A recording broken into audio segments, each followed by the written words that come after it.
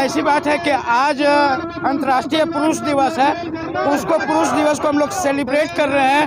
आज इस माध्यम से और आपके माध्यम से बताना चाहते हैं कि अंतर्राष्ट्रीय पुरुष दिवस के दिन जो महिला सुरक्षा कानून है उसका हम लोग विरोध कर रहे हैं।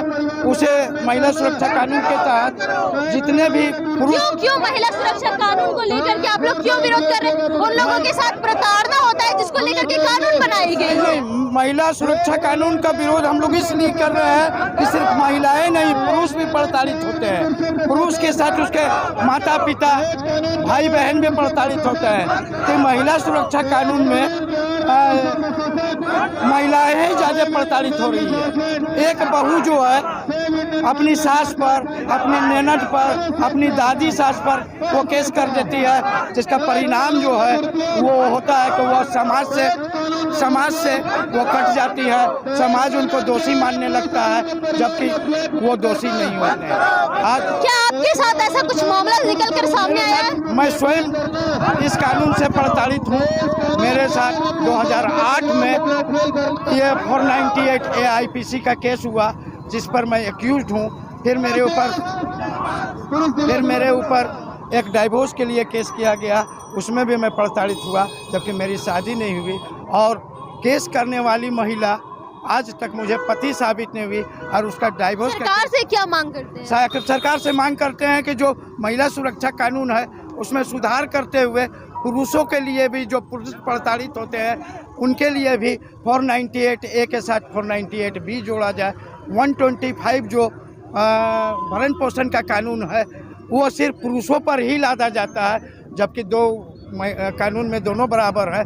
तो ये 125 में जो भरण पोषण का अधिकार जो है पुरुषों के साथ महिलाओं को भी मिलना चाहिए। क्या लगता है कि ये जो आप लोग मांग रख रहे हैं सरकार से, पूरी होगी वो मांगे? जरूर होगी। आज बहुत सुधार हो चुका है, इसमें बहुत ज़्यादा सरकार को भी समझ में आ रहा है, सुप्रीम कोर्ट को भी समझ में आ रहा है कि ये एक ड्रैकोनियन कानून है और ये पूरी तरह से पुरुषों पर अत्याचार हो रहा है।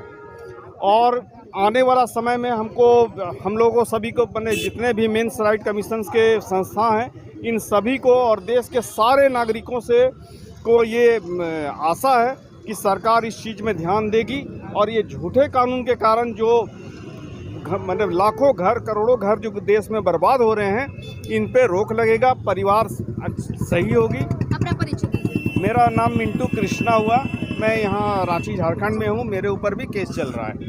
क्या आपके ऊपर भी कोई केस चल रहा है अभी? मैडम, हमारे ऊपर 8 केसेस चल रहा है। 4 केसेस लोअर कोर्ट में है और 8 केसेस झारखंड न्यायालय में, उच्च न्यायालय में है। आज अंतर्राष्ट्रीय पुरुष दिवस पर हम लोगों के बीच में जागरूकता अभियान कर रहे हैं और सरकार को भी बताना चाहते हैं कि जिस तरह से 5 लाख पुरुष 498 और दहेज कानून के कारण आत्महत्या कर रहे हैं और महिलाओं की अपेक्षा उनमें 4 गुना अधिक सुसाइड रेट है, तो हर एक जिला में हेल्पलाइन नंबर होना चाहिए, मेंस कमीशन होना चाहिए। 498 का दुरुपयोग जो हो रहा है, पुरुष रक्षा के लिए भी कानून बने, महिला रक्षा कानून का दुरुपयोग बंद हो और पुरुष को जेल में डाल दिया जाता है, उनके माता पिता को, उनके भाई बहन को, ये बंद किया जाए और समान सुरक्षा कानून लाया जाए। और साथ ही हम लोगों का एक ऑल इंडिया हेल्पलाइन नंबर है 8882498498।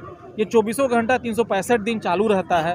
कोई भी परिवार अगर 498 का दुरुपयोग के कारण अगर सुसाइड करने का चेष्टा कर रहे हैं, किसी भी परेशानी में है, तो ऑल इंडिया हेल्पलाइन नंबर पे आ सकते हैं। हम लोग का संडे को ऑक्सीजन पार्क मोराबादी में वीकली मीटिंग होता है, जहाँ पे हम लोग गाइडेंस देते हैं, लीगल हेल्प देते हैं, काउंसलिंग देते हैं। 10 से 12 के बीच में होता है। तो क्या इस तरह की अवेयरनेस आप हर जगह फैलाने का काम कर रहे हैं? जी हाँ मैम, हम लोग हर एक गली ट्विटर के माध्यम से, डिजिटल प्लेटफॉर्म से, माननीय सर्वोच्च सोशल मीडिया से भी हम लोग अवेयरनेस फैला रहे हैं और मतलब 1-to-1 प्रोग्राम भी करते हैं। हम लोग कोर्ट मेडिएशन सेंटर में भी लोगों को अवेयर कराते हैं, जैसे आज हम लोग कर रहे हैं। हम लोग गली चौराहों पे भी खड़ा होकर पैम्फलेट का डिस्ट्रीब्यूशन करते हैं। सोशल मीडिया के माध्यम से भी हम लोगों को जागरूक कर रहे हैं कि अब समय आ गया है कि 498 में बदलाव किया जाए, ताकि समाज और देश बच सके। अगर पुरुष जेल चला जाएगा, पुरुष अगर टूट जाएगा, आत्महत्या कर लेगा, तो परिवार तो अपने आप समाप्त हो जाएगा।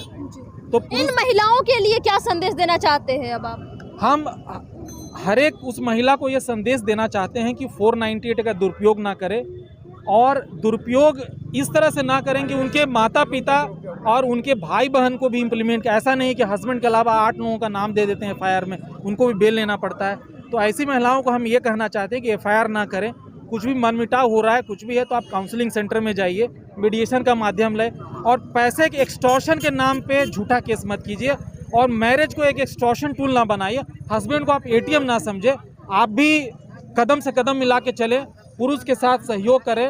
आप पुरुष और महिला बराबर है, तो इसका ये मतलब नहीं है कि आप महिला के आड़ में उस कानून का दुरुपयोग करें। मेरा नाम प्रहलाद प्रसाद है, मैं इसका फाउंडिंग मेंबर हूं, और मैं 498 के विरुद्ध में ये 2012 से लड़ाई लड़ रहा हूं, और तब तक लड़ाई लड़ता रहूंगा जब तक इस कानून बदलाव नहीं किया जाएगा। जी, तो जैसा कि आपने देखा कि सेव इंडिया फैमिली की ओर से ये जागरूकता अभियान जो है हर जगह हर गली कोचों में चलाया जा रहा है, और हाँ, जिस तरह से सोशल मीडिया से भी लोगों के बीच अवेयरनेस फैलाने का काम कर रहे हैं कि जिस तरह से महिलाएं इनका दुरुपयोग कर, कानून का दुरुपयोग कर इन लोगों पर जिस तरह से एफआईआर करती है, जिसको लेकर के इन लोगों को सालों साल लग जाते हैं केस लड़ने में, तो वही कहीं ना कहीं महिलाओं को भी इन्होंने ये कहा कि इस तरह की काम ना करें कि उनके फैमिली पूरी तबाह के कारोबार पर चली जाए। तो अब देखने वाली बात ये होगी कि जिस तरह से सरकार से ये अनुरोध कर रहे हैं कि इस कानून में बदलाव लाए, तो क्या इस कानून में बदलाव आता है या फिर पुरुषों को इस तरह का सामना करता रहना पड़ेगा। ऐसे ही ताज़ा तरीन खबरों के लिए बने रहे न्यूज़ रांची मेल के साथ, मैं रिपोर्टर नेहा।